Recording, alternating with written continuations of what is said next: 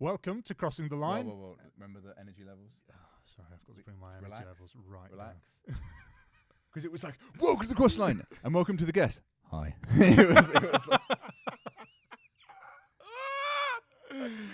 Oh Did you get dear. all this Well, out your system well, now? welcome to Crossing the Line, guys. My name's Charlie Cullycutt. Here with me today, Jim Freak, Oliver Rednall. hello there, hello. And joining us, we're very, very excited to have him. He's been in such shows as Washington, most recently, Catastrophe, and as Bazza from Pennyworth. We are so excited to have him. Hainsley Lloyd Bennett. Very happy to be here, guys. Thanks for having me. Thank you very much. Thank you That's for coming great in. energy to come in with, Hainsley. You It's like great that? You see energy. what I Yeah, did it's there? It's almost like I'm a pro. It's almost like I know what I'm doing. Oh, my. Not like we discussed this beforehand, had we, Charlie? Oh, dear. So, you're currently filming season 2. I'm filming season 2 indeed, yes. Fantastic. How is that going? Very well. We started on late Jan. So we're about 3 episodes in at the moment, 3 or 4. And yeah, it's going well. It's been intense. Had some early mornings, some late nights, late night shoots and stuff. But I mean, I'm not going to complain. I love this shit. And for people who haven't seen Pennyworth yet, can you give a brief description about the show and how it originated and where it's come from? Yes, so Pennyworth is the story of Alfred Pennyworth, who's you might know as Batman's butler, but this is set in the 1960s, so he's 26 years old.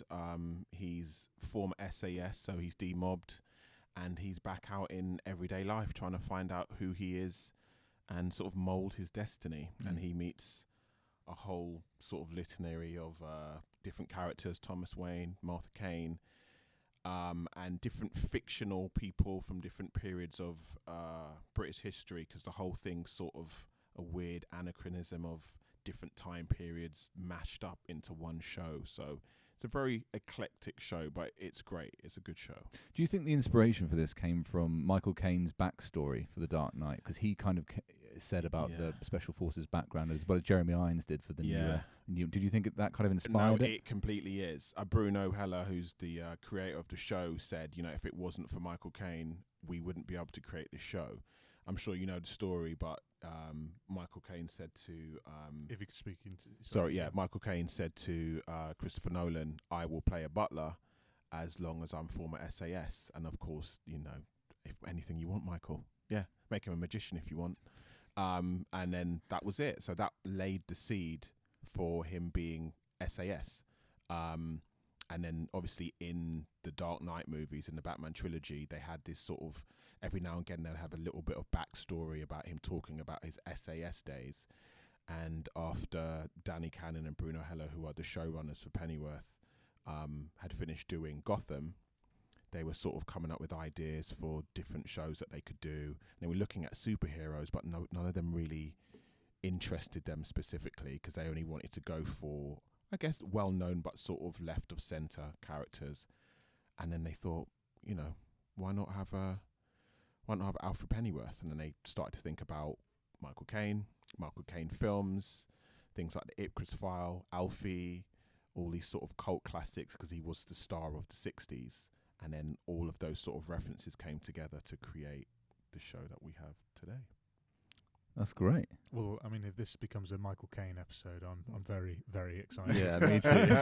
I don't think anyone will complain if it does. Love the man. I think he's absolutely brilliant. And from when you first got involved with this, how long was the process from when you had your first audition? Can you talk us through that a little bit? Yeah, And what you knew so of the project? I got a normal email from the agent, self-tape, and I remember reading it and thinking like, oh, okay, DC, play it cool, because I'm a massive comic nerd. So I was like, fine. But my character, Deon Bashford, a.k.a. Bazza, he's from Barbados. So that in the breakdown, it was like, must be able to do a Bayesian accent. So my parents are from Jamaica, but I've never done a Bayesian accent. So for some reason, I had sort of written myself off that I wouldn't get it, because I wasn't familiar with the accents. I was like, oh, my accent will be shit, so I won't get it.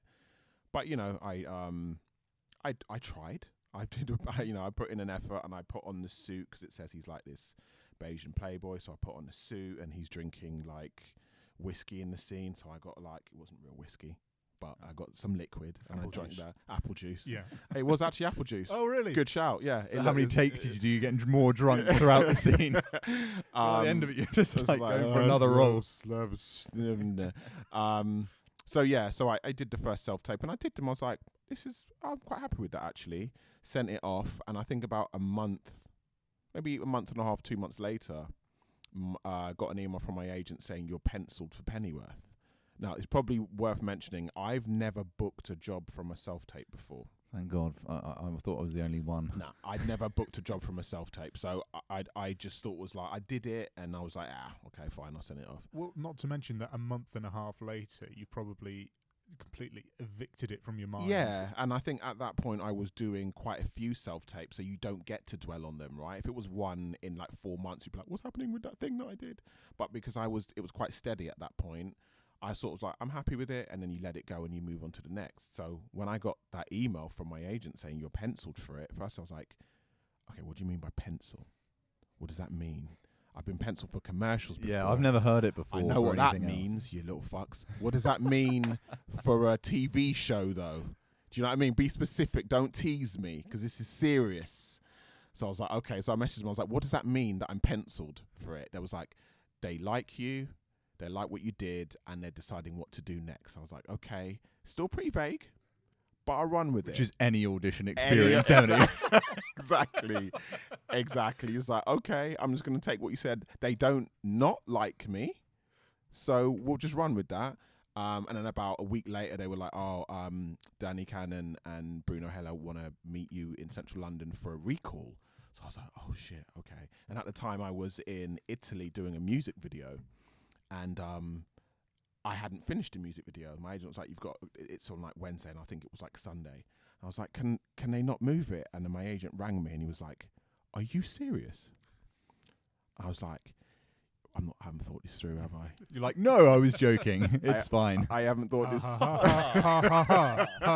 Funny jokes. You're funny. This is jokes, guys. This is jokes. I hadn't thought it through. But that's what I'm like. When I'm on something, I'm only focused on that thing. So I find it really difficult to be like, oh, I've got to do the other thing. He was like, you're coming back to London and you're doing the audition. I'm going to come back. So I managed to get the shoot done in Italy. I came back, and at the recall, I actually met Ryan Fletcher, who plays Dave Boy, and we were both lost because they'd sent us the wrong address for the recall, which is always fun. They'd moved offices and they hadn't informed the agents. So I was knocking on this door. There was nobody there. There was somebody else waiting. I was like, are you going for the Pennyworth recall? I was like, yeah. It's like, it's like an SAS test, Brecon Beacon. Yeah, exactly. They just gave us a map and a freaking. All of a sudden, you're tied up and exactly. Found in a room. Put a bag over our heads. Get out of this, lads. Get out of this, and you're hired. But anyway, the other guy's still there. Yeah, we believe them. Exactly. But we've got phones, so we did find the other one. We called our agents. Like, where have they gone? It was like, oh well, it's the other. There's two of these offices that got the same name apparently. So they just moved, went to this recall, walked in, and Danny and Bruno were there, and the casting director came out, and she was like, listen, Danny and Bruno are in there, but don't talk to them. Just do your audition and then go. I was like, great. I love that. That's brilliant. And Ryan was like, I don't know about that. Don't like that. And I was like, why? He's like, because I get really nervous. I just want to, I want to say hi and I want to shake their hands. And I was like, just do the thing and then go. It's not that big of a deal. So anyway, I went in. I wasn't in there for very long. I think I literally did one take of each scene. Came out, and he was like, how did it go? And I was like, it went all right. And he went in there, and I won't remember what they said. No talking. Or he's like, yeah. What do you think he did first thing he got in there? Went in there, shook their hands. Hi, I'm Ryan. How you doing? High fives. Yeah, high fives. Brilliant. But he did it as well, and yeah, we got another recall after that. I was like, great. And at that point, my agent was like, checking in with me because I was so close. But funnily enough, the more it went on, the more calm I got. So as soon as I got the first recall, I was like, well, I kind of know what they want me to do. Isn't that to do you think, because initially it's such a massive pool that you're like, I don't think there's any chance at all. But as you get closer and closer, it's like all I can do is what I'm doing. They obviously I did something initially that they liked. If I can just sort of hone in on what that is and just don't mess it up, bring that energy and don't mess it up, nothing else is in my power. So the further on it went, the more calm I got, actually. So after the second recall, when we had a third, my agent called me and was like, actually, he did a little trick. I got to tell you this. He did a little trick. So he called me and he was like, you've got the job, right? That's dangerous. Listen to this. This is great. He was like, you got the job. They just want to, it's just like a chemistry read. They just want to see what you guys are like together. So I was like, oh, brilliant. He's like, yeah, just give me a call afterwards. Let me know how it went. So I'm walking down there like cloud nine, like, brilliant. This is in the bag. I got it. So Jack and Ryan are there. Obviously, we all got it in the end. And we thought we were just going to stand in front of a camera to see how we look next to each other, right? Like a literal camera test, and we might say some lines. Do you think they'd all got told the same thing by their agents? Well, that's the funny thing. We find out they did. Their agent played the same game on them. So when we got there, we were all like, hey, man, how you doing? Yeah. Had a drink beforehand, and we was like, yeah, bonding and all sorts. Got a tattoo and everything. Yeah, got little SAS tattoos and, planning our financial careers for the next 4 years. So we did this and was like, shall we just do a little scene? Because Danny and Bruno were there. Very happy this time, by the way. Super chilled. Shook our hands, came to us, and was like, well, guys, since you're here, maybe we should just sort of do a little scene. And we were like, what?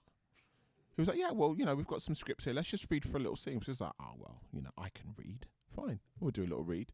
So we did a couple of reads of this scene. And they were like, good, gave us some notes and stuff. And then we went about our way. And that was it. And then literally 5 minutes after I left, my agent rang me and was like, how did it go? I was like, how did what go? It was a chemistry read. What do you mean? He was like, yeah, but how do you think it went? So I don't know. I think it went as well as a chemistry can go. Obviously in mind, I'm like, but I've got it. Why are you asking me how it went? So anyway, he left it at that. And me and Jack and Ryan were talking. And about a week later, he confirmed that I got it.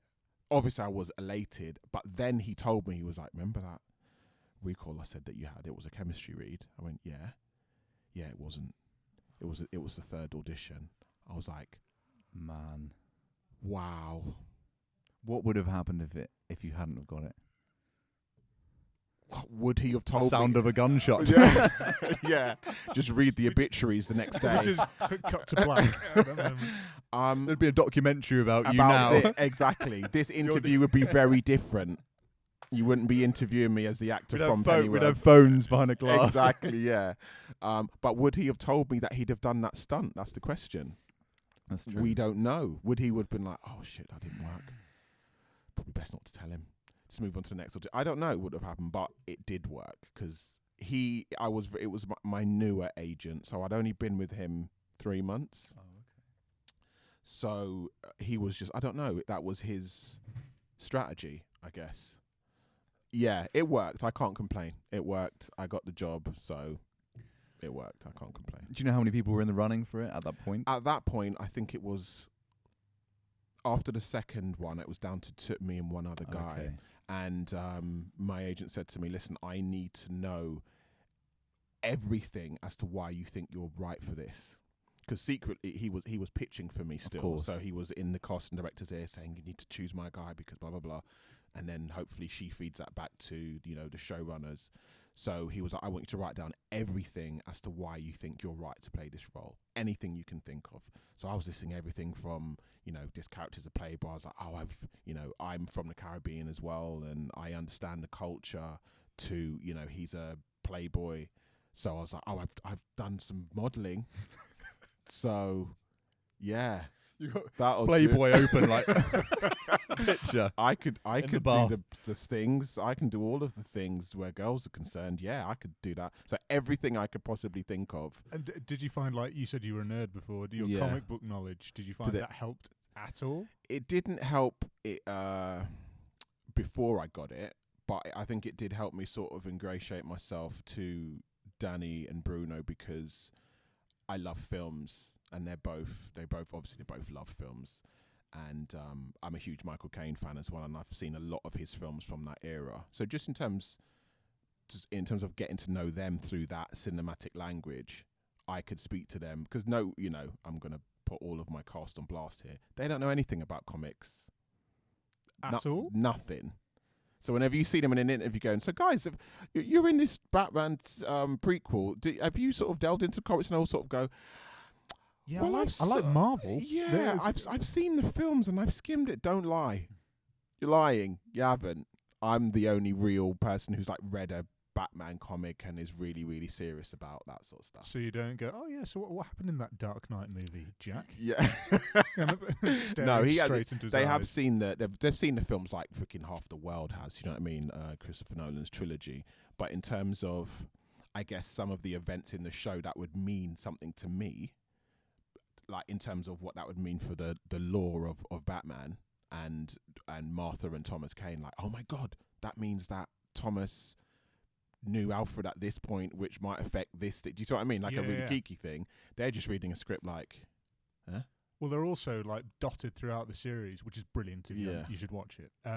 There are loads of little Michael Caine references in it, so like Micklewhite Avenue and all that kind of thing, which I thought I remember seeing and thinking, oh, I know that. Nice. I get that. Easter eggs. Jack's accent is brilliant. Yes. Was he just going for a Michael Caine copy, or I think he wanted to find a natural balance because we've all seen people do Michael Caine impressions, and if you go for something that's too exact, it will feel weird. Like if you sound exactly like him, it'll be like, this is a bit jarring actually. But if you find enough of the energy and tone of that accent, then it's like you sort of squint and you go, he sounds like, but he's not putting on an accent, it sounds really natural. And the way he does it, it's so natural.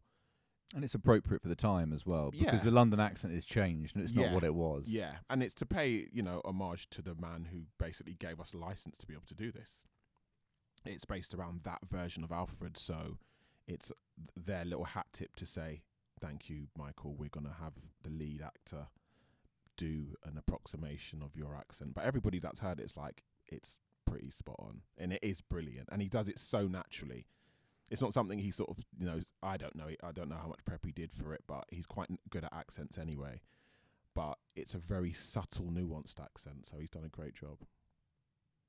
Are you quite pleased at how the different comic book universes have gone into more of an adult theme, for example, with Pennyworth and with the Joker, or Joker more recently? Because I think Alan Moore said he found it disturbing how people, like grown-up men, are queuing up to go and see Batman, which is essentially is aimed at children. Yeah. But when we see something like Joker, which is horrendously violent, do you think that's a good thing they've delved into that?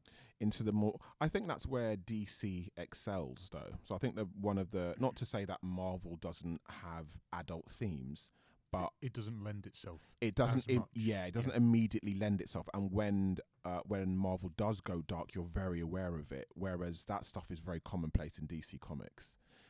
The worlds are a bit more dark and macabre and twisted, and they've always dealt with more twisted psyches more often. I think it helps as well that someone like Batman is a more street level thug. Yes. So he's not got superpowers. Yes. He is detective, isn't he? Exactly. Sort of, Exactly. Vigilante. Yeah. So I think that's why men especially are drawn to things like Watchmen and Batman, because the themes in there are things I think that men sort of naturally lean towards. Anger, revenge, vigilantism, violence, just naturally drawn towards them. It's like, why do men like Rocky movies? There's something about a Rocky montage no man can resist. Doesn't matter how many times you see it, you slap a Rocky montage on and he's like, oh, I'm going to have to watch this again now. It's the music as well. It is the music, but there's something about seeing him overcoming the odds that just stirs your soul. I think there's something very like primal about that side of things. And Bruce Wayne he's a rich kid. Yeah, none of us would want to be him because his parents were killed, he's damaged, and I think we all relate to that to a degree. We kind of feel sorry for him. We do feel sorry for him. The funny thing is that people, they love Batman, and on the surface of it, they do want to be him. But you're right. When you think about it, like what you've just said, you're like, actually, I don't want to be Batman, actually. And I thought, I'm a huge Spider-Man fan. and somebody asked me which comic book character would I like to be, and I was gonna say Spider-Man. I was like, yeah, but he doesn't know his parents, and he's a 16-year-old kid who decided to fight crime and couldn't have a normal life. He's got no money. Skint, yeah. His life is a piece of shit. Let's be honest. It wouldn't be fun to be Peter Parker. It might be more fun to be Spider-Man, but you have to be both. And the same goes for Bruce Wayne. Yeah, he might be a billionaire, but his parents were killed when he was like 11. He's sort of isolated himself and decided to fight crime for the rest of his life. He's mental. He's a sociopath. But that's what makes him so interesting, and that's why I think he attracts all of those very twisted, psychotic characters, because when he presents himself, all of these other twisted characters come out and be like, oh, there's something about him. They want to beat him. So he's a very interesting character. The whole world's very interesting. And from series 1 until what you're filming now, how have you felt your character has changed? Well, I think he's one of the things that have remained constant. There was maybe 1 or 2 moments in season 1 where we got to see him slightly off kilter. Well, he loses his rag a few times, especially with Dave Boy. Yeah. So he loses his temper a few times, which I don't think Bazza does easily. He's known for being very calm and centered. And I was quite surprised in, if you haven't seen it already, spoiler, but I do drugs. I drink in the bar. Yeah. So it's the 60s. It was okay then. It was fine. Before it was bad. It wasn't even considered rock and roll. That was just lunch. That was just standard. So, but yeah, those are some things I found really interesting. I'm looking forward to seeing. I want to learn more about how they met. I guess my idea of the show maybe it depends. I haven't seen a few episodes, but my idea of some of the emphasis of the show is slightly different to how it's turning out. I thought we would continue to delve into the SAS stuff and the PTSD, because that's the stuff that really drew me to the show. But I guess they have to push Alfred's life forward, so we may not get to go back and see like how they met and how long, because Bazza's not from the UK, he's from Barbados. But he was brought up there because he was an Oxford boy. Yeah. But I don't know for sure, but in my head, because he's still got this accent, he would have to have been born in Barbados and then come to the UK at some point. You wouldn't keep that accent if you were here from like 4 years old. To keep a Caribbean accent, that means you got here later. Do you know what I mean? The same way Scottish, or anybody from any other country, if you've been here long enough, if you come here early, that's the only way you sort of lose your accent. You don't come over here and suddenly you speak, the Queen's English. If he's still got his accent, I'm taking that as he came over here a bit later, maybe when he was like 10, 15. And are you given the license to kind of come up with that yourself, or do you have to talk through that with the writers of the show? If it doesn't, usually those choices don't affect a scene necessarily. So it's like most things. In some instances, you make up some backstory yourself to give you motivation. But until something very specific happens that I would ask and be like, okay, he said this. Can I have specific context of what he means? Like if we reference something to do with some past mission that we've all done, I might ask, what mission was this? What did we do? Do you see what I mean? Then I would be like, I want specific license. But if it's a bit more vague, they give us license to be like, you can make up. There is one specific reference, and I don't know whether I should ask you after because it's into more spoiler territory. Okay. Rangoon. Rangoon. Oh, you can ask about Rangoon. Yeah. We always joke about what happened in Rangoon, and Dave Boy, I don't know if he talks about prostitutes a lot. He loves a prostitute, basically. But Rangoon basically was a mission that turned out to be a bloodbath. But this is why when we speak about certain countries and missions quite a bit in the show, and that's why, having spoken to Danny and Bruno, I was like, are we going to actually see them do that? Like in episode 1, when we're at the gravesite, sending off one of our guys, I say to Alfred, what about those Malaysian pirates? Because we're saying Alfred's too soft to go out in the world and be a normal person. When he's in combat, he's fine, but he's too preppy and nice a guy to be tough for the world. And he's like, no, I can be hard when I need to be. And I say, what about those Malaysian pirates? And so we drop these little stories of other missions we've been on all the time as examples. And I'm like, I would love a flashback scene of one of those missions that we were on that we've referenced. We'll see if that happens. Is there much content that you've filmed and that has been cut out that you were really gutted that it's gone? Like specific scenes or dialogue? Yeah. There are certain things that have been cut out. Sometimes because you film so much you forget. But there are obviously some, when they're editing the show, certain things have to hit the cutting room floor. So anything that doesn't emphasize the A storyline, so the main storyline, they'll trim it, or sometimes they have to cut it just for time-wise. There are little quiet moments that I'm a bit upset have been cut, because I just like to see, usually when you see the boys, Alfred, Dave Boy and Bazza, they are on a mission or they're talking about something to do with a mission. So I just like to, the stuff that's been cut out that I'm upset about is the stuff where we're just being normal. Not that we need to have a whole scene of sat down like this, like in a bar just talking crap and talking about girls, but that stuff I think sometimes just nice to add the context and the balance of their relationship. So that would be the stuff I'd say. Well, you talked about normal life and there's normal moments, but there are, like you said, the missions, the big explosive set pieces. Yeah. Did you have to learn how to wield weapons? And I did. Anything else? What kind of stuff did you learn on set? First, I'm going to start and say this was a dream come true. This is super geek territory. This is like that stuff you dream about when you're 5 years old and you're like rolling around with your pretend guns to take fight. This is all of that. So we went to a place called Bapty, which is like, is it South London? It's like a massive armory. And they've got all these weapons from all different eras. And so we had gun training there. So they're showing us rifles, handguns, semi-automatics, shotguns, all that sort of stuff. And that was exhilarating. That was like incredible. So we have set pieces with those guns. How have, during the action sequences, how do you balance like story and style with realism? Because you always get these videos now of like ex-special forces going, and I know a policeman as well who's like, this is wrong, what are they doing here, this is not happening. How do they balance that, or is it not something they worry about because it's more of a, it leans more towards comic book territory, so you don't really concentrate? I think they, if I was going to split it and say how much is sort of film license versus how much is real, I think if we were going down the real territory, Dave Boy should be dead. Yeah. I mean, Dave Boy's miraculous survival from injuries is just, seriously, he'd be long gone.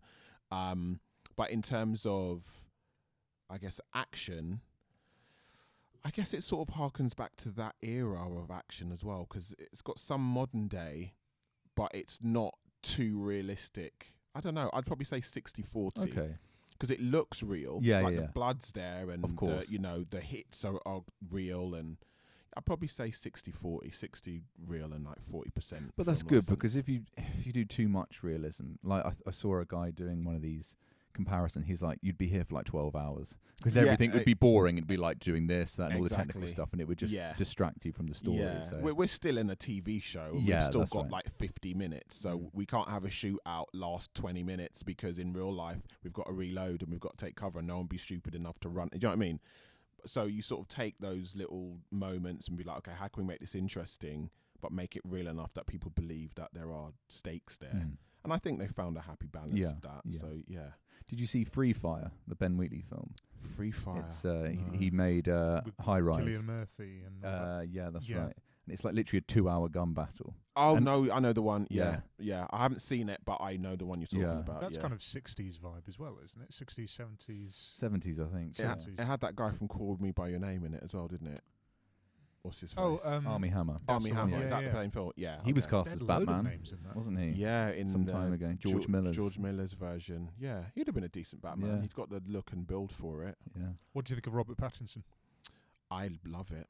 I think I was one of the people who wasn't at all confused by it, mainly because I thought he was, it's going to sound really weird, I thought he was good from the moment I saw him in Twilight. Really? You enjoyed the Twilight movies? I thought the first Twilight movie, because take away the fanfare of the books,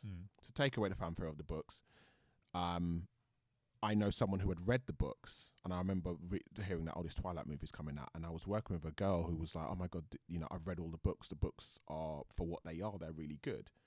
And I remember seeing the trailer. I was like, "Oh, this looks quite interesting." And I watched the film, and I was like, "This is solid. This is decent." Don't get me wrong; they get progressively worse and more corny. But just taking Twilight, I thought Robert Pattinson. Just got to say, just in case anyone thought Hainsley enjoyed them. Yeah, I'm just saying, I understand that no one's winning any Oscars or BAFTAs from those films. I'm just putting a little disclaimer out there. But I do think the first one's solid. I think the first one's like, because it was made like an indie film. It wasn't this behemoth, big franchise at the time. So it had very independent movie stylings to it. And it was much more low key. It didn't have all the bells and whistles. And from seeing him in that, I was like, this kid's good. I thought he was really good. And then I watched him in other films like The Rover, and I saw The Lighthouse recently, and I've seen a lot of his films, and he is an incredible actor. Have you seen the Safdie brothers one? Good Time. Good Time. That's so good. Incredible in really good. Honestly, incredible in that movie. I'm really looking forward to seeing. You mentioned Lighthouse just a second ago, because that's with Willem Dafoe. Yes, isn't it? And it's like a two-hander play almost, but a film, and it's a powerhouse performance. It's to do with madness, isn't it? Yeah, it's basically they're in isolation in this lighthouse together because this storm hits when they're on this little port. So they're just with each other for, I don't know, weeks perhaps, and they sort of descend into madness because they're just in this little place. And it basically runs like a play, but it's very much, it's black and white. It's of this sort of lost era of filmmaking. And if you want to look, at an archetypal powerhouse performance, massive long takes, reams of dialogue. Like, we're not talking about movie dialogue where you've got like a couple of paragraphs. I'm talking they are going at length, 10-minute scenes, 11, do you know what I mean? Really long scenes. And he's absolutely brilliant. To stand against Willem Dafoe in a two-hander, you can't be a slouch to do that. So I think as soon as they announced him as Batman, I was like, yeah. I think they did that because they're trying to emphasize the detective part and the scarred psyche of Bruce Wayne. Well, it's meant to be his earlier days, isn't it? Exactly. Year one. Yeah. Well, this film is actually, it's year 2. So it's sort of the year after Batman Begins would have been, essentially. Yes. Yeah. So it's year 2. And I think what Matt Reeves, the director, is going for is that I think by choosing Robert Pattinson, he's showing that obviously we're going for the detective angle, but we're obviously trying to show you the psychological scars that Bruce Wayne would have. We're not going to emphasize on, they'll show the Batman stuff, but we never really delved into how mental Bruce Wayne is and what sort of PTSD he would have to be able to be like, I'm going to dress up as a vigilante and a bat every night in order to not avenge my parents, but make sure that doesn't happen to anyone else. I think this is an interesting conversation, and go off topic ever so slightly. All the different Batman seem to have lent something different to that role. 100%, like, I think Michael Keaton is probably the most kind of psychedelic of all of them, and then you've got Christian Bale, who I would say is the best Batman, but Ben Affleck is the most physically like a Batman. Yeah. But it's quite interesting that you're talking about going back into this mindset. Yes, because we haven't really seen that. We emphasize a lot on him when he's in the cape, but we don't really talk.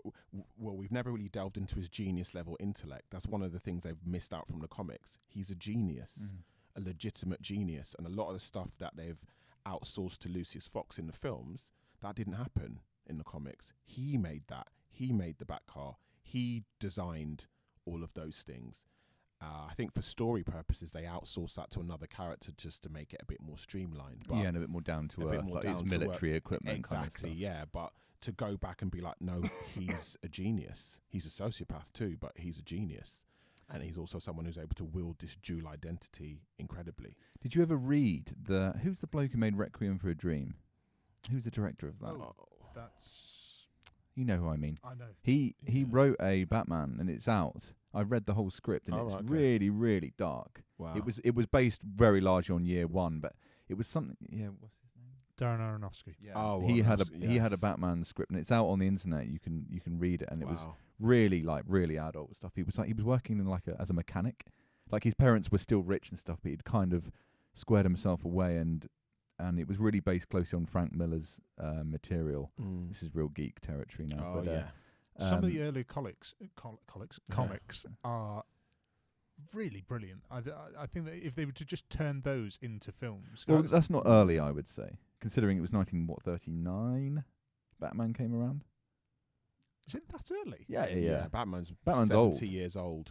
He was 70 because they were going to put the bat signal in the sky, weren't they? Yeah, he's 70. I think it was 39. I think he's right. Yeah, there we go.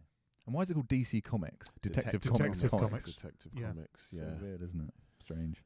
Well, he's the world's greatest detective, isn't he? Detective. Yeah. So there's lots they haven't explored, and I think in choosing Robert, they're sort of stating very clearly what type of Batman they're going for. And I'm very interested by Yeah, I think it will be good. And also, you can't reboot it again. So they've got to be sure. Yeah. So I think they've made a good decision. And he's a young guy. He's still got plenty of years left. Exactly. I'm very excited. Everything looks great so far. Matt Reeves is a great director. I loved the Planet of the Apes films. I thought they were masterful films. He balances like big blockbuster with high quality films together. So if you had to choose, now obviously this is just a fancy here. If you had to choose to do that kind of mainstream blockbuster type things or independent things like The Lighthouse, if you had to, what would you be drawn to more? Oh God. There's definitely the popcorn factor of doing these big. But that's almost like saying that mainstream blockbusters can't be intelligent. No, that's right. I'm not saying. I'm just saying. I hear what you're saying, though. I'd just call up Nolan and be like, "Help me out. Help me have if both." Nolan was doing it, I think you know your answer, right? I mean, it's a ridiculous question. I know it what doesn't you're mean saying. anything, but I it's know just what you interesting. I would go for independent film. Unless you're listening, Nolan, in which case I would go for independent film. Having watched lots of people's careers and looking at my the films and actors and things that I'm drawn to, most actors retreat into independent style fare anyway. So if you have an actor who's come out, like look at Shia LaBeouf, for example, he's doing Transformers and all those other films, and afterwards, this is like his creative soul as an actor, he was empty. He was like, what is this? It's just noise. Yeah, it gets a lot of eyeballs on it and I earn a lot of money, but I'm here to be creative and tell stories that I'm passionate about. And usually those stories are much smaller, laser focused stories, which they're not made by committee. That's right. They're right. They're one director, one vision, one writer, and for better or for worse, you're getting, pure content. When you watch one of these tentpole movies, it's gone through like 7 rewrites, 4 different writers, and then the studio's in there giving notes and changing it up, and by the time it comes out, you've got this weird Frankenstein of a movie where you're like, who even made this? Something like Pennyworth, and obviously because it's a TV, it's slightly more scaled down. It doesn't feel like that. It feels like it's a team of people who are really passionate about it. It hasn't got too much bureaucracy surrounding it. Yeah, that's definitely the case. I think because Bruno Heller, who's the writer and creator, showrunner, he had done Gotham before, and they liked what he did so much. He sort of pitches ideas, and then if someone likes them, they have enough power now, he and Danny Cannon, who have that production company, to just be like, let us crack on, which doesn't happen very often. Usually studios will get involved and give notes like you do in major blockbuster films. They'll be like, well, we've got to change this, and we've got to do this. And they have done that a little bit for Pennyworth, but mainly because it's an American audience. But we haven't had to water it down too much. Well, especially with like the levels of money that are being thrown at it, because it's like Crown level polish. Yeah, it's very polished. It's a big budget, and they've sort of left them to get on with it and for it to be authentic. So it's unusual because for a British show, it's so British. We don't edit. There's Cockney rhyming slang in there that I'm like, sorry, what does that mean? That's how authentic it is. Like Alfred saying stuff that only proper Cockneys know. They very rarely water down Dave Boy's Scottish slang. Same with Bet Sykes. She's Northern. There's Northern stuff in there that she says where any road, all this sort of stuff, which is really authentic to that area. I'd imagine a lot of Americans are like, why does she keep talking about roads? What is this thing she gets? Any road? What does that mean? But Danny and Bruno are like, well, that's how these people speak. So the studio's like, okay, if it's authentic and that's how they speak, they just let them get on with it. Are they English Are they English writers? Or yeah, they're both. Danny and Bruno so are both British. Yeah, and people now can look it up, can't they? Yeah. If you don't know something, you can find out pretty, Yeah. and it creates a kind of buzz around it. I mean, years ago when people didn't have access to the internet and sort of pop culture reference, then I think it would be harder. But I think it's good to have that. It gives it more character and depth. And you still get what they're saying, of course. You know, they're not essentially we're not speaking another language, but it just feels more authentic when you're like, I've never heard that. What does that mean? But you get the context of what they're saying, but it's just so raw. And obviously, this isn't like we're not like a CW show. We're like 18. We're R-rated, pretty much. As sex, violence, swearing, all of that. So in terms of language, we can curse. We can be as authentic as anybody in East End London would be, which is great. Yeah. And now, Hainsley, looking back on how you've been an actor about a decade now, getting on for that. Yeah. Now, do you ever get it when now you're in this show as a regular? Do you ever get it people think you're just kind of an overnight success? Because I hear this from people like, oh, bam, you've just booked this show and you've just walked into it. But it's not the case, is it? You've gone through a lot and you've worked really hard to get where you are. Yeah. It's a 10-year overnight success. Yeah. And you know what? The funny thing is that they say it takes 10 years to make it. They say that on average, whatever make it is, I don't know what making it is. I don't feel like I've made it, but you know what I mean. I've hit a benchmark. You're working.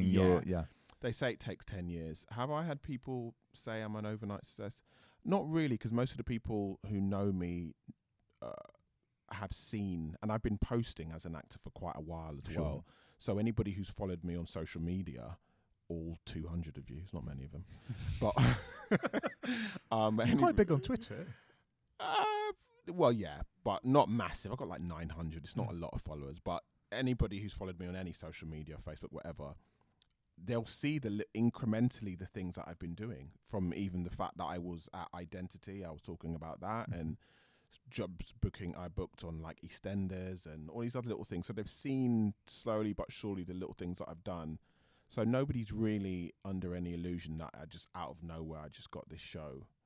And I guess that's a sort of the good thing about social media, is that people, if they wanted to, Twitter's kind of like a weird diary, right? So if they wanted to see how overnight I was, they could go back through my tweets and be like, oh my God, okay. Or they could just go to my IMDb actually and see that it wasn't overnight. They can see the whole timeline and be like, oh, okay. So what was it for you? Because you started training, didn't you? And then you did a short film, if I'm not mistaken. No, you did a music video, which then became a short film with the director. Yes. Is this your first job you were talking about? No, I did jobs before that, but I think maybe it depends on where you sort of look at which point in my career. But I think one of the turning points that I think kicked my career into gear was I did a music video with a guy called Alex Kiriou, and on that music video he really liked what I did, and he'd always wanted to get into narratives and do short films. And he said he loved my performance and he wanted me to be the lead in it. So I was like, great. So he came up with this idea. I worked on the script with him. I worked on the Kickstarter and everything. So we got the funding for this. And it came out as a film called Wide Awake. And he sent it off to festivals. We didn't win any, but we were shortlisted for loads of them.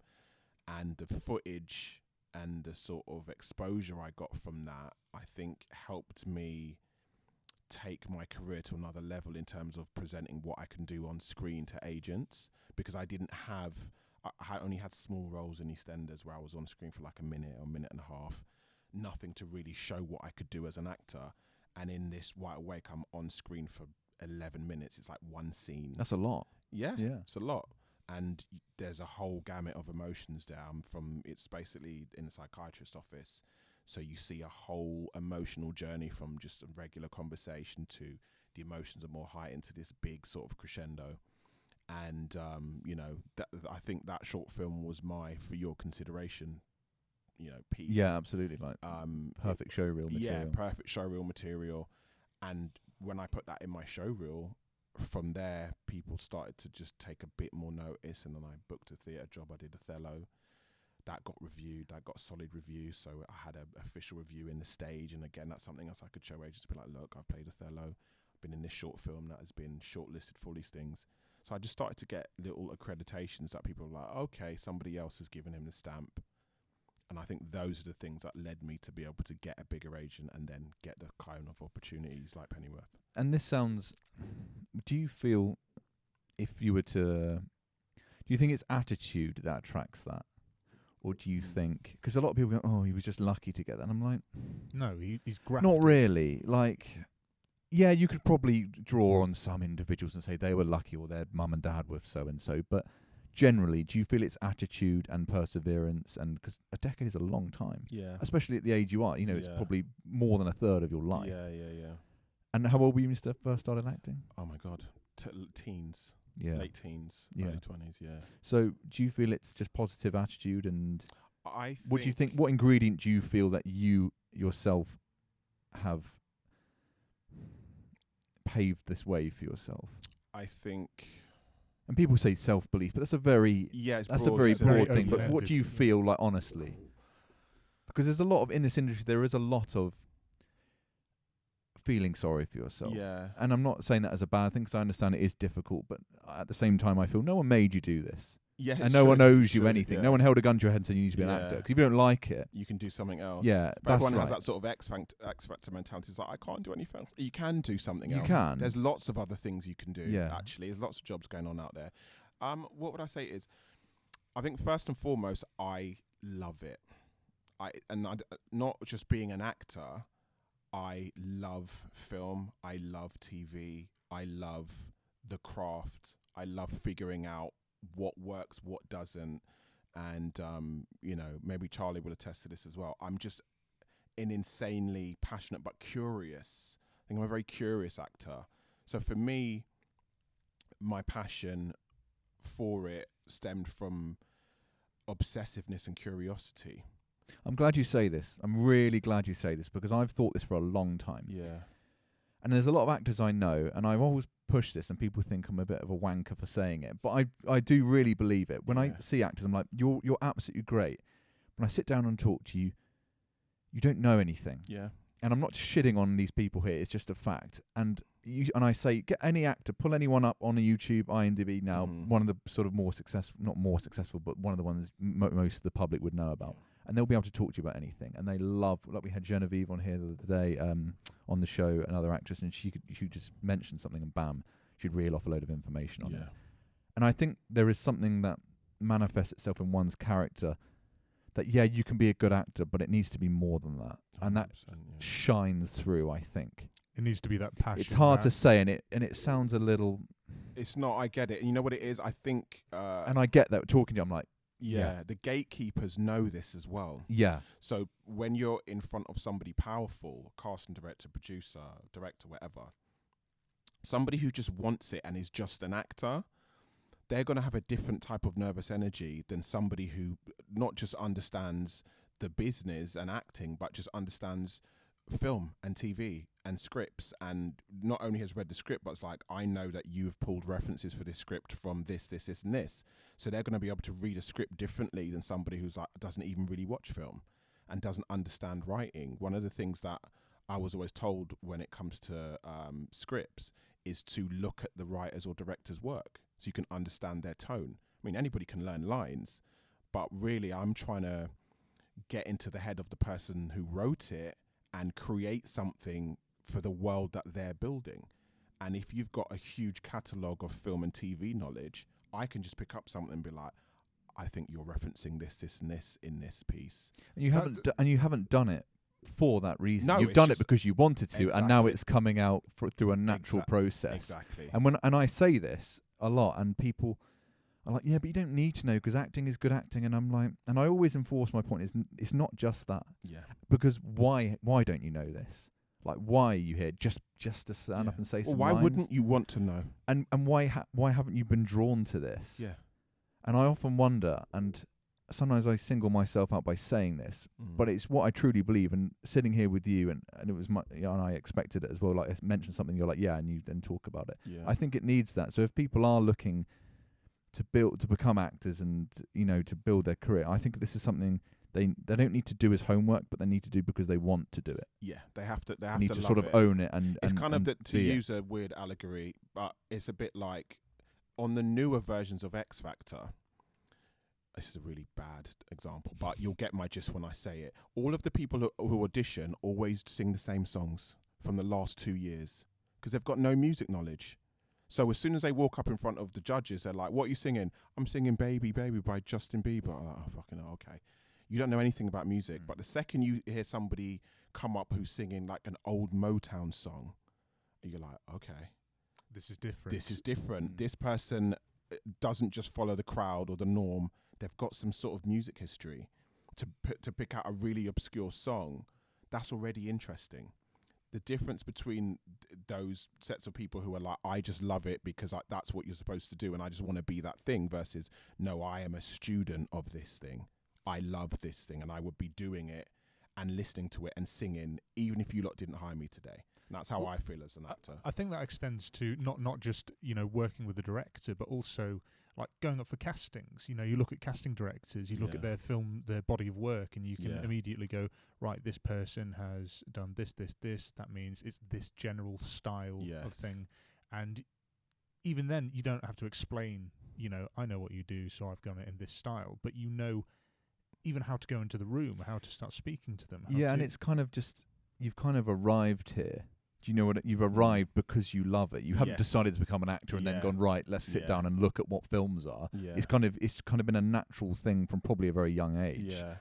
As it probably is with us as well. Like you've been drawn to something, and it's kind of like, I'm going to become an actor, not because I want to be an actor, because I want to be part of a team to create something. And when we started talking about making this podcast, one of the things that drew us together was because, Michael Caine we were talking about earlier, but just films in general. We could go, oh, do you know this about that film? I go, oh, I didn't know that, but did you know this bit? And we were able to exchange information and quote things. And quote things. At the peril of the rest of the cast and the play. Dodgeball is fantastic. But we were just able to talk in a different way to everybody else there and understand each other, because exactly. And it's not shitting on other actors. No, here. it's not at all. If you everyone's very good and much better than I am, but I think that ingredient, along with trying to get better as an actor and whatever skill it is, I think there's something to be said for that. Yeah, I think it's an important tool to have in your toolbox as an actor. There's so many things that I think teachers can teach you about how to act, but there's an instinct that I think you should be trying to cultivate as an actor, and you only get that when you watch lots of different people do it differently. I can, often when I would have scene partners at Identity, I would use films as reference for tone. Right. And the second I tell you that, I don't need to sit down for 20 minutes and be like, what I mean is blah, blah, blah, blah. I just go, have you seen Closer? They go, yeah. You know that scene where blah, blah, blah, blah, blah. Oh. We're going for that feel. That's it. When you've got that kind of film knowledge and acting knowledge and styles of acting and all types of energy that actors bring, if the person you're working with has that kind of library as well, it's like you can click in immediately. And I think it just helps you exponentially as an artist in general. I couldn't agree more. This is brilliant. What is next? You've obviously worked on Washington. How does that, something like that, which is a mini series? It's a mini-series, like which is essentially an extended film to an extent. Yeah. How was working on something like that? Was that filmed here? That was in Romania. I was in Romania. So I was in Romania for a month last year after I finished Pennyworth, and I was just so high after finishing Pennyworth. I was like, okay, and that sort of ended, and we hadn't been confirmed for season 2 yet, so you just sort of run back out into the wilderness, just looking for work, and that was just one of the. Again, it was it was. Can you believe it's only the second self-tape I booked? So in my whole career, I've booked 2 self-tapes. How many self-tapes have you done? Oh, mate. I've done a lot. Loads. So it's in the single-digit percentage. Oh, mate, listen. Think about it. If I'm being active for 10 years, this is only my second self-tape booking. So that's just an example. Even that should give so many people hope. This is what I'm saying. It really does take it's one shot, one self-tape, one shot. I knew that there was some I'd got like good feedback on, and I'd had maybe a recall on the self-tape where they'd be like, oh, can you do another one and adjust it and da-da-da-da. But, you know, Pennyworth was my first self-tape I'd ever booked. And, you know, I had to do, one self-tape and then I went in for a recall. So I got lucky that the first time I went past that stage, I actually got it. So that was, you know, that sort of cemented it. But with Washington, that was just the same thing. Got an email, it's for this thing called Washington, blah, blah, blah. Did the self-tape and sent it off. And I looked at it and I was like, I'm quite happy with that. And then I started to get calls from my agent going, can you ride a horse? And then it was the Joe Tribbiani thing of, fuck, I can't ride a horse. Should I tell him I can ride a horse? And I remember I said to my sister, should I just tell him you can ride a horse? And she was like, nah, don't do that because this horse riding shit is real. If you get out there and are like, right, can you do a double plie over that thing? And da-da-da-da, and I'm like, yeah, sure. And then I come home and stretch her. Yes, exactly. So she was like, just be honest with them. If they want you enough, they'll sort it out. But I actually got horse riding lessons. I took maybe 10 lessons and I got quite into it, actually. I enjoyed it. But I got the gig anyway.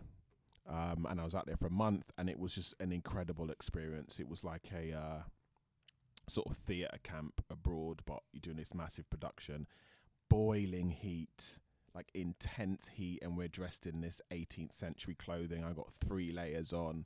I got this stupid wig on my head and a hat. Can you imagine a wig and a hat in like 35-degree heat? Some makeup were constantly coming over. It's just dripping a bit shiny. do you know what it is though? It was so hot. I don't know if you've ever had this. It was so hot. I was sweating differently. Have you ever He's been like blood. He's like, what is all this? I use the phrase I sweat through my eyebrows. Yeah. Because you just get to the point where it's just dripping into your eyes around here. It wasn't even coming in my face. It was just like my body was trying to cool itself. It was really weird. I hit a temperature and my body was just like, we're not going to sweat. We're going to go through this a different way. It was just unusual. And then I got used to it. It was uncomfortable. But you just kind of get used to the heat and you just naturally just move as little as possible. Well, you hear movies being filmed, and the one that crops to mind is like the Marvel movies of Thor and his whole oh my God, Don thing. When they were filming, it was so hot that they had to change his costume, where they would run cold water through his suit. Well, they have like veins in them, so they plug it in and they pump it through, don't they? Just to keep them cool in between Black Panther as well. Oh, because they shot that in Atlanta, didn't they? Yeah, during Civil War. They had to do exactly the same thing for him because it just doesn't breathe. Yeah. And it sucks. Being in those suits would not be fun at all. But yeah, I got through it and it was a great experience. I loved it. With one of the ideas of this podcast is we wanted it to be quite a positive, rather than moan about things like a lot of actors do. Because this is for people outside of the entertainment industry. It's like a window in as well. What do you see? What qualities do you think? Rather than just the sort of average be positive, but what qualities do you think actors, and in whatever job that they're doing, you know, people go through hard times, what do you think to sort of put some positive energy, if you like, without, for want of a better word, out there? What advice would you give to anyone? To actors or to anyone in general? Yeah, actors first, or performers, or anyone with sort of a passion that it's quite hard to achieve. What do you think? Because people now see you as like, oh, but, you know, he's working, and there's kind of a resentment, if you like, from some things that you see on social media. From social media especially, and they forget all the kind of auditions that you've gone to, and even now you're still auditioning, right? Exactly. So you know, what advice or words would I say of wisdom to those people? I mean, I've said this before, but I would say it's loving it and knowing why you love it. Those are the things that I always fall back on if I've ever felt lost or down. If you love it, it's very difficult to put down. And if you love it, you'll do it whenever you can. You'll write, you'll watch films, you'll watch plays, you'll do all these other things. If your why is strong enough, you'll find a how.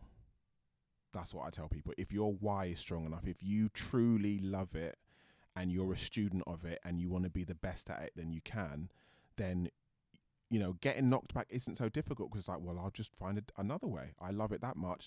Let me study more. Studying isn't a chore. I think some people want it too quickly. Yeah, that's right. And so they're like, I think I've got this thing, right? I've got a talent just innately, and that talent should be enough for me to be chosen. But then it's like, okay, but do you understand the business? Oh, not really. Do you use social media? Well, do you have to know how to do that? Well, do you watch films a lot? Yeah, every now and again. Well, I'm not I'm not the really. first 3 questions I've asked you, you've already kind of answered negatively, but body language wise, but also Exactly. you've spoken to Exactly. me. Yeah. So it's like, I'm not getting that you love it. I just get that you want it, but I'm not getting that you love it. And it's very rare that the people who don't love it don't get it. And do you think that's a mistake a lot of people make when you see actors who are like, I was speaking to an actor recently and they were like, oh, I went for this audition. It's like, they were really dwelling on whether they thought they'd get it. I'm like, yeah, well, you're an actor. You know the score. You know how it is. You know how it is difficult. And you kind of just try. I know Bryan Cranston says, forget it and move on. And it's easier said than done, especially for some people and easier for others. But that is the nature of the beast. And you've been through it all, like you said, 2 self-tapes out of hundreds. Honestly. And that's a lot. Yeah. So I think that's wise words. I think people also need to realise that if you haven't got it for whatever reason, it's because you weren't right for it, or you weren't ready for it. And if you had gone into it and you weren't ready, then you'd have completely scuppered your. I think this is what I've learned as well, knowing people in the industry. There are so many reasons you can not book a job that have nothing to do with how good your self-tape was.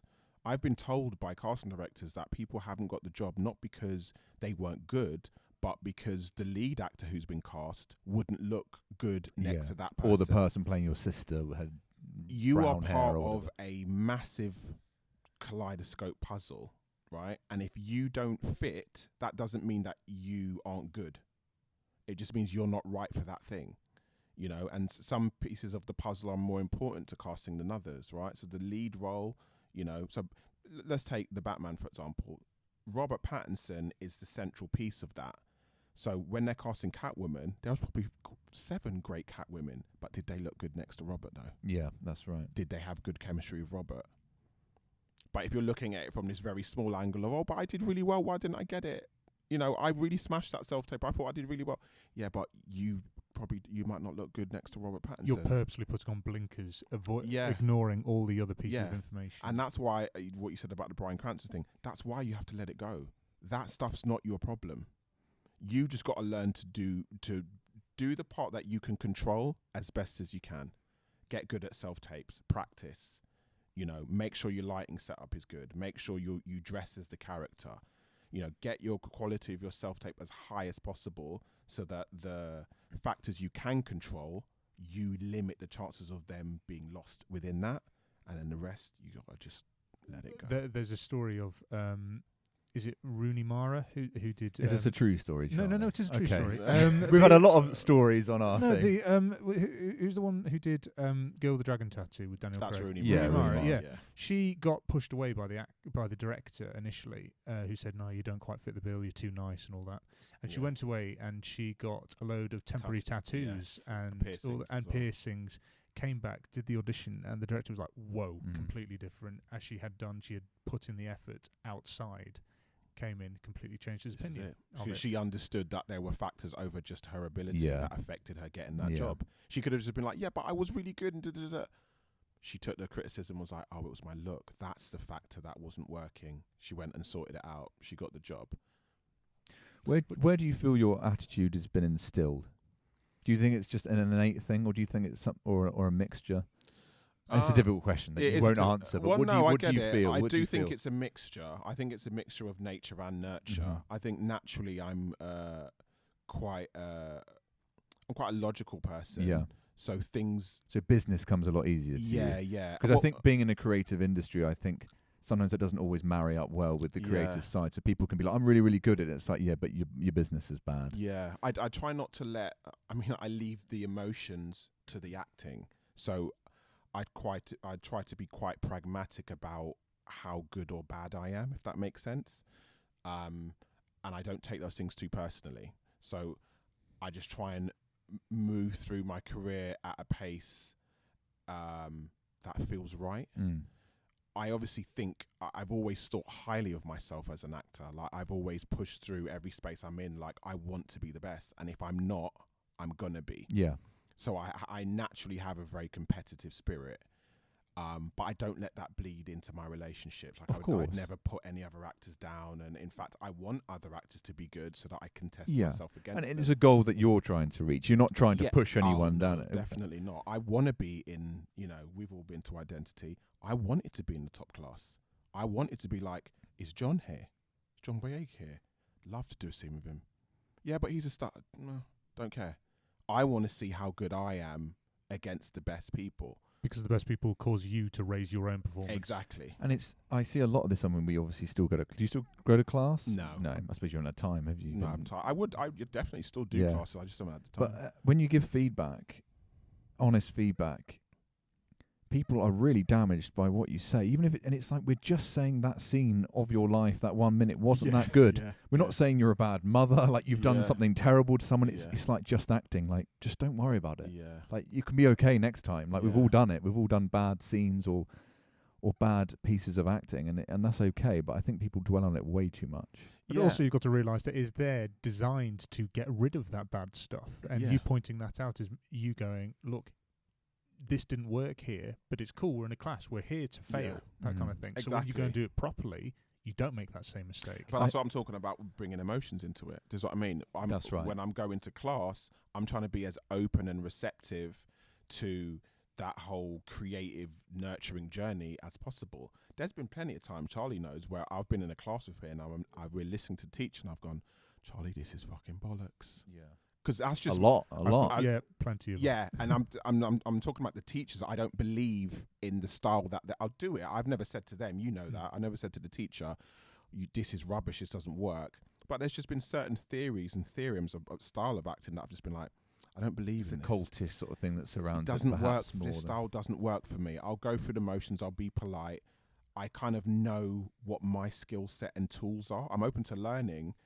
But we all know when a certain teacher's teaching, I'll be like, this is not going to work. Of course. This is not going to work for me. I'll listen. So I think it's about knowing yourself. I know so many actors who go into class as this, I will do whatever you... And I did it. Yeah. When I first started training, I was like, whatever you tell me to do, I'll do it because you're the teacher and I'm the student. So I'm just going to do exactly what you want. And I remember there was a friend of mine called Omar, and I got a bad mark from one of my teachers. I went to Questers. And I got a bad mark for a scene that I thought was really good, right? And Omar got a low mark as well. But he was so happy afterwards because he thought it was good. And I was confused. I was like, why the fuck? Why is he so happy after getting this low mark from a scene? And he was like, who cares? Yeah. He's one person. I once heard, and I'm not labelling anyone stupid here, but it's just a good example. John Cleese once said, when you do something stupid, the reason why you did it stupidly is the same reason, it's the same characteristic and trait that you lack to know why you did it stupidly. All right. It's kind of hard. It's hard to explain. So if you do something bad, if you don't understand why you did it bad, the same characteristic created you to do it bad in the first place. So it's sometimes you can't do anything about cyclical, it. Yeah, and it's like, so you having been in that stage, you've then got out of that. So you've lost that kind of, you know why you did it well, and then you've applied yourself and then continued. But I think a lot of people get stuck with that. Yeah. They see it and they're like, I don't understand. Like, what have I done wrong? It's the same reason as why you did it wrong. Yeah, but you need to, it's a weird sort of balancing act, isn't it? Where you need to be open to learning new things, but you don't want to make your ego as an actor completely dependent on this teacher. So, that little lesson that I got from that one little instance was like, you know what? You do have good instincts, but you need to be open to learning. So I sort of married the two, whereas I was just wanting to please my teachers initially. So after that, I was like, you know what? Yeah, I need to start learning when I know I've done a good scene. Yeah, that's right. Having that confidence to know that you've done a good scene as well. Because I think it's, especially in Britain, people are very quick to kind of put you down and not give you the credit you deserve for something. But actually being able to go, no, I did do a good job here. Yeah. And I'm pleased with that. It brings a certain level passively to the performance. Yeah, and just because the teachers, like David Mamet says in his book, obedience, the school system is to learn to be obedient, and obedience has no place in the theatre. And I think that's very true. Yeah, I think that's spot on. I mean, a lot of the big drama schools, they're there to beat any not individuality out of you, but they want to make you a blank product, state. yeah. When you start. And so the reason why I didn't go to full-time drama school was, first, I couldn't afford it. So that's the first reason. But I didn't like the idea that somebody might take instincts out of me that I think are like inherent to why I think I'm good, tell me they're bad, and then reprogram me as this one of 50 actors who will relatively all make the same choices. Yeah, who people can then look at and go, oh, you're a such and such actor. Exactly. And yeah. I had that chat with one of the guys from the cast, because he didn't train either, and he was like, he could tell at auditions which schools people went to by the type of choices they were making. But you're saying you couldn't afford it. I never hear you complain. I never see you never complain. And that's one thing. And I hear a lot of complaining. I mean, we all complain to a degree to one another, to our friends, and we go through different stages of that. But you never complain about what you didn't have or what you couldn't have. You've just found an alternate route. Yeah. And there are many routes. So I think there's, and you've done that, and you've displayed that. Is that something you also feel that has led you to the successes that you've had? Yeah, because I mean, the lens that you look at the world through is really going to determine how far you can get and how much you're going to hinder yourself. So if you are inherently somebody who has a victim mentality, then that's like drinking your own poison, right? Every time something bad happens, you're going to either try and outsource blame to somebody else, or you might blame yourself for no good reason. You need to have a level of objectivity and be like, okay, let's have a look at this almost like Batman detective-esque, and let's see why things are the way they are. If I can change certain things, then I will. If not, I'll try and find another route. Me not being able to afford to go to drama school isn't something I would put down as anything to do with my journey as an actor. It's just that it was very expensive. But there are lots of alternatives to drama school. There are lots of other ways. It's like people in life who either go to uni or they get a job and they work their way up. People don't complain about that. When they, started introducing, they got rid of grants and they had the tuitions, people didn't really complain. It was just like, it just was what it was. And you make that choice. And my choice was I'd always rather learn on the job, I think. I just learn a lot quicker. Obviously, you need some training, but I think I've learned more as an actor on the job and watching other people. I'm very much, when I watch films, I'm really studying. You absorb it. Seriously. Osmosis is like, I'm watching these actors and I'm like, okay, this is what he's doing. Yeah. I'm going to, And once you know that you need to look for that, it becomes easier. You're like, okay, I know what's going on here. Yeah. You look at the choices that people are making as an actor, even in scene. I think that's why I've probably been able to go from strength to strength, in my own opinion, as an actor, because I'm working with people that are really good and I'm watching them in scene being like, like before this, Charlie and I were talking about Jack Bannon plays Alfred and how good he is. And he's another actor that I feel like watching him, I've just learned so much, because he has a level of charisma and stoicism, which I think to have that level of confidence on camera, to be able to convey as much as he does with so little, it's just pure craftsmanship. But when you're in a scene with him and you're watching him, and if you're able to tune into his energy, you can play off of that. So a lot of the time people have asked me, is this job difficult at this level? And I've said, to be honest, I don't want this to come out and everyone's like, I thought you were shit in the show. But well, whatever. Do you know what I mean? Whatever. I liked it. I think I'm good. But this has been one of the easiest jobs I've had. Mainly, they say train hard, fight easy. There you go. Because everybody on the show is so good, and the writing is so good, and everybody's operating and vibrating at such a high frequency. We finish a scene and I'm like, did we even do anything? Yeah. That's good. That's really good. That's know when you're doing something good when you do that. And that's what you've aimed to do. Yeah. You haven't set out to have a shit day. Yeah. Do you know what I mean? Yeah. But you think you have to do so much. I was saying, me and Charlie always used to have these talks when we were at Identity. And I can't remember which film it was that I'd seen that I knew that. And our discussion was basically do less or do more.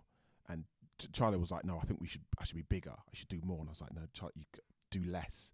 Trust me. He's like, it was Blade Runner. It was yes, and then Blade it was Runner scene came where out. Ryan Gosling suddenly explodes, but we only enjoy that scene so much because he spent so little throughout the rest of the movie. Yeah.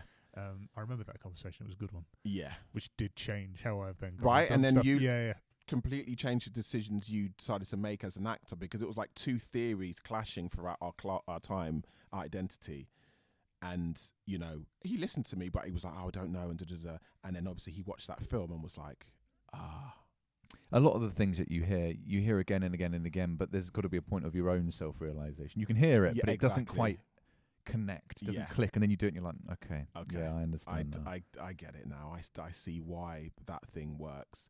And then you'll keep having those moments. I'm still having those moments now.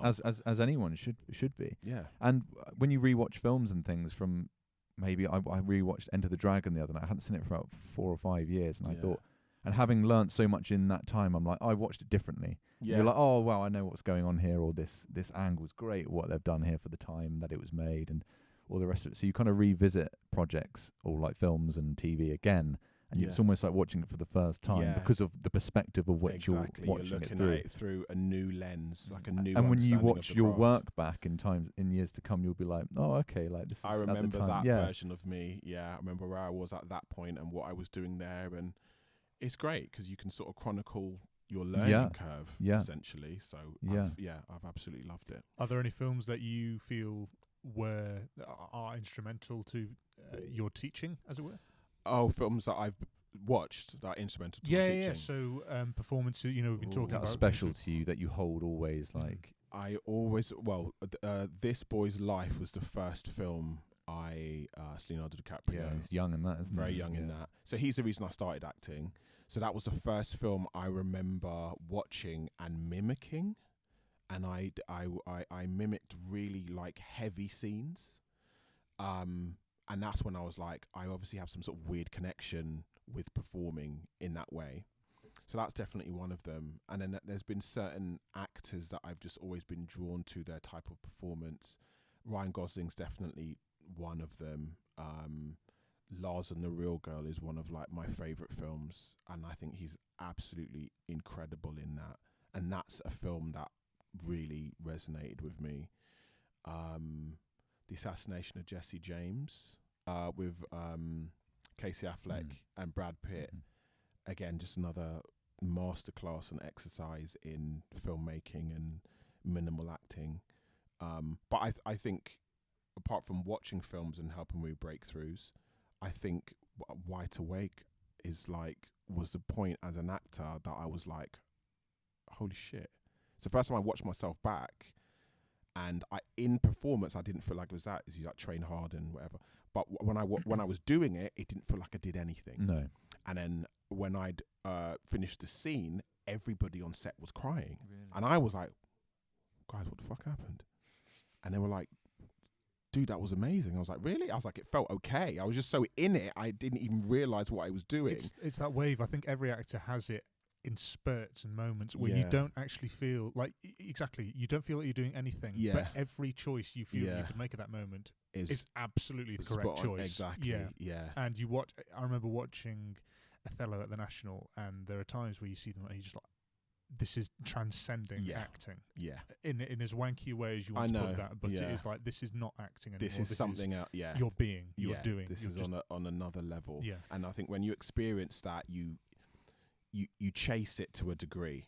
But that was definitely like, as an actor, in terms of my career in the business, it was a turning point. But as a craftsman, as an actor, that was the first time I looked at what I was able to do on film and was like, oh my God, wow, okay. These are the tools I used in that scene to get there, and I know I can do that. So that was me chasing that light in every audition. I knew I could do it. So well, I guess that influences your business side as well, doesn't it? When you change, you sometimes take a next step to whatever you want to accomplish. If you feel like maybe now I can get an agent from having done this and being confident in yourself. We finish up by asking our guests: are there any films or a specific film that you haven't watched that you're ashamed you haven't seen? Oh my God, that I haven't watched. There's one that you think, God, I've never even seen that. Like, I need to watch that. Or if somebody mentions it to you, go, yeah. That you know what? This is so bad. They're all bad. Yeah. Don't worry. We've all got them. Really this is really bad. Top Gun. Really? No. I That's haven't weird. seen Top Gun. That's Are strange. you going to go watch the sequel? I'm gonna watch. I need to go back and watch the original because Yeah. I haven't seen the sequel. I need to watch the original because I want to see the sequel. But yeah, I remember I was like, that Top Gun looks great, and it was like, so obviously following on from the original because of Goose and Did, I was like, I haven't watched the original. That reference, I get that. Yeah, Don't ask me I get anything that. about it. Yeah, I know who Goose is. Yeah, and yeah. I know who Iceman is, and I know. Yeah, that's one of the ones where I was like, oh my God, I can't, because I watch a lot of films, but there's something about films of that 80s era. Like, I know someone who hadn't seen Die Hard. Really? Yeah, because there's some films that you just miss. Yeah, or that's like, it. I haven't seen Risky Business. Man, that's like one of my Grail I was films. about to say, he does not shut It's up Grail about films. it. The amount of text, voice notes, whatever we've had about that. It sounds like a really good film. I should probably watch it. Yeah, Yeah. That's just a whole podcast on its own, isn't it? Yeah. But anyway, we won't get into that now. Risky Business, yeah. But like seminal films as well that I like, I know I should watch. A lot of people haven't seen that. A lot of people don't know it. Really? A lot of people don't know it, but among film aficionados like us, they do know.